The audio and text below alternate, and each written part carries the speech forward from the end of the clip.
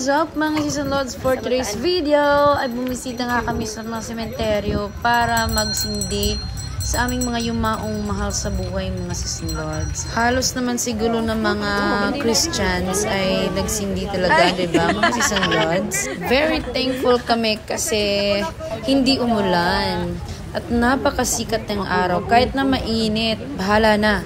As long as hindi umulan kasi marami nga sa amin mga Season Lords ang nagmomotor. Ayan. Meron din namang naka-tricycle, yung mga auntie namin tsaka yung kapatid ko.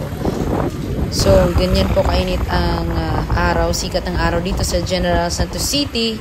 Pero masarap din naman mag-joyride mga Season Lords. Yung aking cameraman pala, yung aking pamangkin na si Kinji. Ayan. So, yun nga at pinabinditahan na po namin yung libing ng aking lola, tsaka yung aking uncle. Yes, andito pala kami sa may Pulumulok, guys, sa may Matutom na cemetery. Tapos napunta din pala kami doon sa may Babuhay na cemetery kasi nagsindi din kami doon sa aming uncle. At this moment, pauwi na po kami niyan. Yeah. Ayan, yung mga pictures namin kanina.